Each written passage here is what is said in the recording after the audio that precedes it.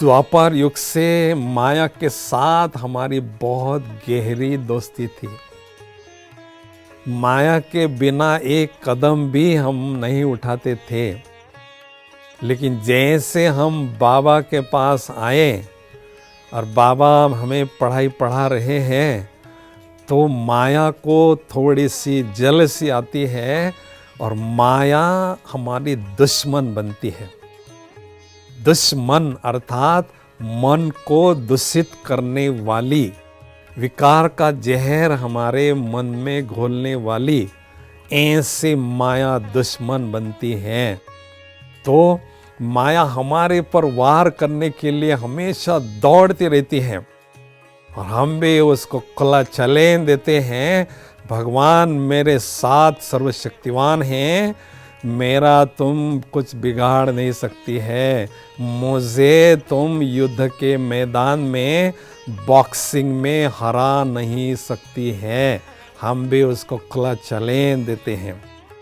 अभी इस बॉक्सिंग में हमेशा विजयी होना है, जीतना है।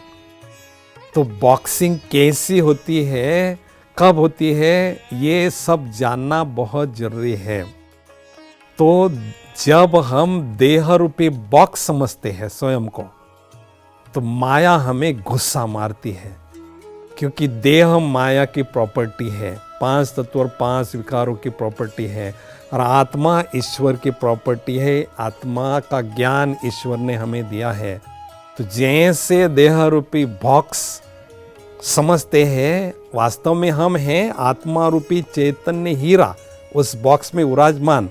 लेकिन बॉक्स समझते ही माया आती है और हमें एक गुस्सा मारती है और नीचे गिराती है और कहते 5 सेनानी मेरे आओ, खूब इसके मालिश करो।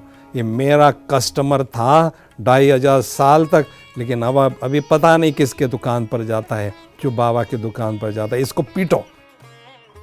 5 डाकू आते हैं और एक कान पकड़ता है, नाक पकड़ता है, बाल पकड़ता है और ऐसे बुरी तरह से पीटते हैं, हमें बेहोश करते हैं। होश खत्म होता है, मैं आत्मा हूं, ये होश एकदम खत्म होता है। और माया हमारे पास जो भी खजाने हैं सारे लुटा देती है, हमें कंगाल बनाती है, मोह का ताज पहना लेती है।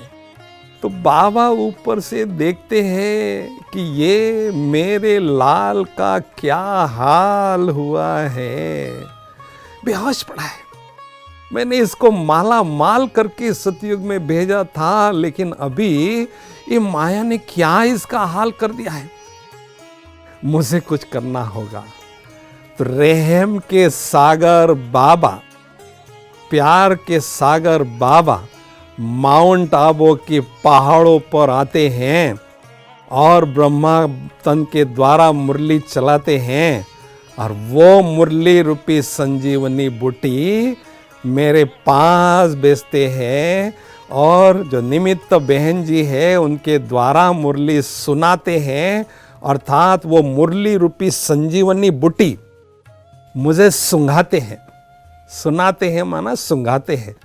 और जैसे वो संजीवनी बूटी सूंघते हैं तो हमें थोड़ा होश आने लगता है कि मैं आत्मा हूँ।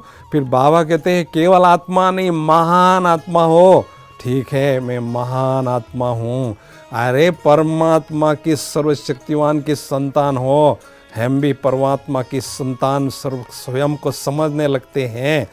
तो जब ऐसे पोजीशन में स्थित होते हैं तो माया हम पर वार नहीं कर सकती हैं। तो बॉक्सिंग में जीतने के लिए हमेशा ये रूहानी मिलिट्री है। इस रूहानी स्पिरिचुअल मिलिट्री का पहला मार्शल लॉ है अटेंशन प्लीज। जब हम इस पहले लॉ का पालन करते हैं, तो आत्मा का ध्यान देते हैं, अभ्यास करते हैं, तो माया हम पर वार नहीं कर सकती है। सारे दिन भर हमें विजयी आत्मा का समान रखना है, नशा अनुभव करना है।